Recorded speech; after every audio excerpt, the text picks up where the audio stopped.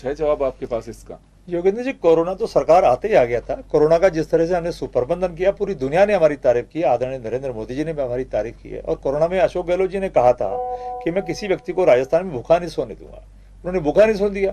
हमने रोडवेज की बस लाई, ऑक्सीजन लगाए, महंगे महंगे इंजेक्शन लगाए। हमारे जो चार्टर प्लेन जो और सवारियों को बैठाने काम आते हैं, जो वीआईपी को बैठाने के लिए भारतीय जनता पार्टी एक निवेदन जरूर करूंगा, इंजेक्शन मंगवाए। एक निवेदन करूंगा मैं, जिस रेमडेसिविर की बात करो महंगा है ही नहीं है।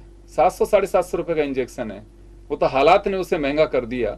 वो महंगा इंजेक्शन बिल्कुल नहीं था, क्योंकि मैंने भी एक सैंपल के रूप में रखा इसको कि ये रेमडेसिविर जो लोगों को लाइन में लगवा के रख दिया और उसके इंतजार में लोग दम तोड़ते चले गए। वो याद रखने की बात है। मैं उसको लेमिनेट करा के मैंने रखा हुआ है कि ये रेमडेसिविर है जो 700 से 800 के बीच का है, जिसको लाख लाख रुपए तक लोगों ने दे दिया। वही कह रहा हूं, महंगा इंजेक्शन तो नहीं है वो। वही कह रहा हूँ योगेंद्र जी, राहुल गांधी जी ने तो बहुत पहले केंद्र सरकार को आगाह कर दिया था कि कोरोना का आने वाला है, उसके लिए अलर्ट हो जाइए।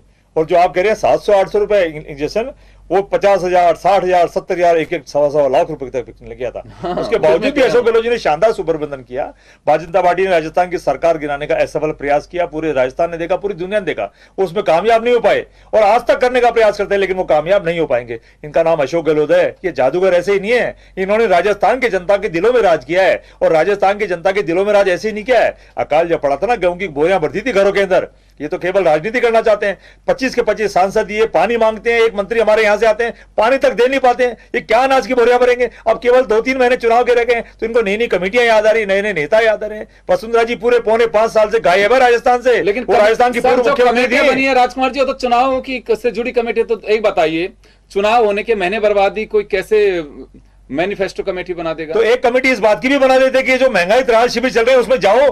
गुलाबी कलर के जो टेंट है, जिनके सामने भारतीय जनता पार्टी कार्यकर्ता और नेता जो गर्दन झुका के नीचे सामने से निकल जाया करते थे, एक कमेटी इस बात की भी बनाते हैं, वहां जाके देखते तो सही कि अधिकारी क्या कर रहे हैं, कार्यकर्ता क्या कर रहे हैं, जनता कैसे परेशान हो रही है। उनके लिए कूलर की व्यवस्था है कि नहीं है, पानी की व्यवस्था है नहीं है, नाश्ते की व्यवस्था है नहीं, अधिकारी काम प्रॉपर्ली कर रहे हैं नहीं कर रहे। कांग्रेस पार्टी के कार्यकर्ता जनता की सेवा कर रहे हैं नहीं कर रहे। अगर भारतीय जनता पार्टी के कार्यकर्ता भी वहां जाते, जो अभी मेरे साथी कह रहे थे, हमने बूथ मैनेजमेंट बना दिया, बूथ की कमेटियां बना दी, सब बना दी, तो उन कार्यकर्ताओं को वहां लगा दे तो सही। हम तो राजस्थान की जनता की सेवा ही तो कर रहे थे, वहां तो कोई वोट मांग नहीं रहे थे हम लोग। तो राजस्थान की जनता तो हमने सेवा पहले भी करे थे। हमने दवाइयां फ्री करी, जानवरों की दवाइयां फ्री करी, जानवरों के टेस्ट फ्री करिए। हम वो तो वोट भी नहीं देते ना हमको, तो जानवर तो किसी को वोट नहीं देते। हमने तो जानवरों का पशु बीमा भी किया है। और योगेंद्र जी एक बात और बताऊं मैं, महिलाओं की जो तकलीफ है, जो महामारी पीरियड आता है, जो अपने परिवार के सदस्यों को भी वो बता नहीं पाती है। राजस्थान के अशोक गहलोत जी मुख्यमंत्री एकमात्र पूरे हिंदुस्तान में मुख्यमंत्री ऐसे हैं जिन्होंने महिलाओं की उस तकलीफ को समझा और उड़ान स्कीम के तहत पूरी की पूरी महिलाओं को सैनिटरी नैपकिन फ्री कराने का उन्होंने वादा किया, उपलब्ध भी करा रहे हैं। तो ये ऐसी मार्मिक तकलीफें हैं जो राजस्थान के मुख्यमंत्री जनता की बातों को समझते हैं। और मैं एक बात और कहना चाहता हूं कि राजस्थान का भला है कि राजस्थान की जनता कहती है कि अशोक गहलोत जी राजस्थान के मुख्यमंत्री, भला हुआ राजस्थान का। अगर कोरोना में कोई और मुख्यमंत्री होता, राजस्थान का न जाने क्या हाल होता। और योगेंद्र जी, राजस्थान की जनता जो अंतिम व्यक्ति पे बैठी हुई है, अंतिम व्यक्ति, छोर का व्यक्ति बैठा हुआ नारे लगा रहा है, चौथी बार गहलोत सरकार। और मैं आपके चैनल पे रिपीट कर रहा हूं कि ये इस बार रिवाज बदलेगा। 2023 में रिवाज बदलेगा, 2024 के अंदर राज बदलेगा।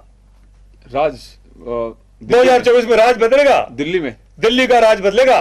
राजस्थान की जनता ने तय कर लिया कि 25 के 25 सांसद इस बार हम भारतीय जनता पार्टी को देने वाले नहीं है। राजस्थान के 25 के 25 सांसदों ने राजस्थान की जनता को बेवकूफ बनाया। अच्छा होता है इनमें से 25 में से 5-7 सांसद तो अशोक गहलोत के साथ बैठ करके, और सांसदों की जिम्मेदारी क्या बनती थी, मुख्यमंत्री और प्रधानमंत्री के बीच में सेतु का काम करते।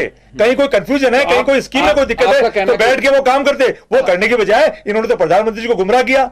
प्रधानमंत्री जी अच्छे इंसान है, गहलोत साहब के मित्र हैं, वो बार बार कहते हैं अशोक गहलोत जी मेरे मित्र हैं। आपको उनको गुमराह किया, टीआरसीपी के ऊपर भी गुमराह किया इन्होंने। आपको लगता है कि भारत पे इंडिया का राज होगा या कांग्रेस का ही होगा? कांग्रेस का राज होगा। 2023 में राजस्थान से 25 के 25 सांसद राजस्थान की जनता नहीं लेने देगी और 2024 में भारतीय जनता पार्टी को नीचे लेके आएंगे। 2024 में भारत पे इंडिया का राज होगा या कांग्रेस का होगा?